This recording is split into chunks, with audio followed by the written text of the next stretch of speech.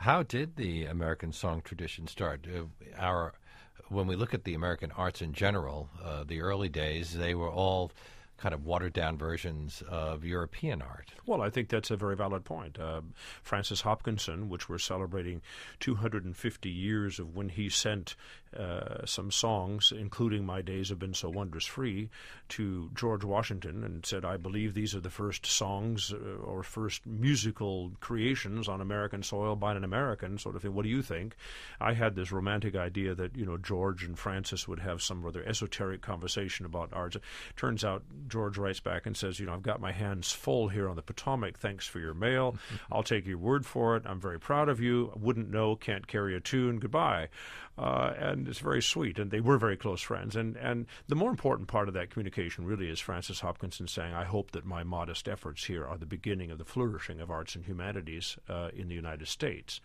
But was there a time when American composers started thinking about coming up with something that was particularly American? Without question. It goes right to the heart of Emerson's challenge when Ralph Waldo Emerson said to everybody, look, stop copying, let expression let that what you're trying to say dictate how you say it. And, of course, he found his greatest disciple in that in Walt Whitman. Of course, Walt had other things to say than perhaps what Ralph wanted to really hear, so that relationship became slightly more strained later in the years.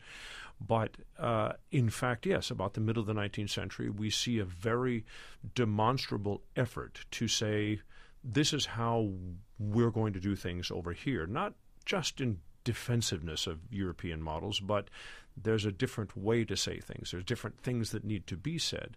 Having said all of that, probably Stephen Foster starts that ball rolling, but the real first clanging voice was certainly Charles Ives. Well, Stephen Foster sounds like he was thinking about American folk traditions as inspiration for much of his work. Yes, I think he was. Different than Charles Ives. I think he was very in tune with what we call folk. In other words, people and their passions and their compassions. I think his biggest model was definitely Thomas Moore and the Irish Melodies, which was hugely popular on both sides of the Atlantic through most of the 19th century. Charles Ives also had an eye towards the folk, as it were, or his people, but it was a little bit more like having contrary bands marching towards one another, kind of thing. And there's a lot of similarities. He loved Stephen Foster, but he was really trying to say perhaps something different. Well, you mentioned the bands marching toward each other. I've always found that fascinating. Charles Ives as an American original. His father, if I remember correctly, was a musician, yes. And he had this experience when he was a kid where he was in the church steeple, perhaps, and these two marching bands on Independence Day came from opposite directions, and he heard the two, and that inspired him to think along those lines. Oh, his father was his most enormous influence in his life, George, and he was an amazing musician. And they would do these kinds of experiments. The other one that I found even more enlightening was playing the accompaniment of the Star-Spangled Banner in one key, and him and Charlie having to sing it in another. This was ultimate ear training. It was quite fun. So would you say that Charles Ives really is the first great American composer? No, I would say he was the first unique voice, one that took us many decades to understand.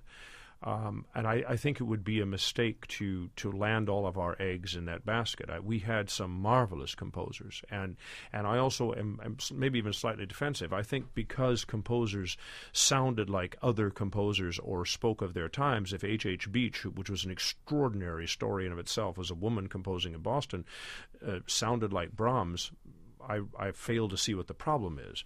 Edward MacDowell was probably the most recognized first international American composer. Franz Liszt thought his music was absolutely wonderful. Charles Griffiths was writing songs in German poetry in German. By the way, MacDowell, Griffiths, and Ives all spoke fluent German, especially Ives, and especially Griffiths, and he was composing songs that were much to be compared with the songs of Hugo Wolf. So I think the interchange is what's interesting to me. And yes, we can identify unique things that become this soil's progeny, but I think we would make a mistake to try and find some line of demarcation. Well, what I find interesting is that Charles Ives couldn't make a living as a composer, and he, like the great American poet Wallace Stevens, had a day job, despite their importance in their fields, because America still wasn't ready, perhaps. Well, maybe there's another story in there. Maybe there's a story of the effort of private lives. Maybe there's the effort of creativity that has nothing to do with making money. Maybe there's the need to compose as well as the need to live, and they were happily separate things. Actually, the 19th century to the 20th century had in several cultures had many. I mean, Rilke worked quite some time as some sort of functionary in the post office or something, and still wrote some of the most beautiful poetry of the turn of the century. So that's just one example. I think that we're better off studying what it meant to be alive and creative than we are to perhaps define it in just raw economic terms.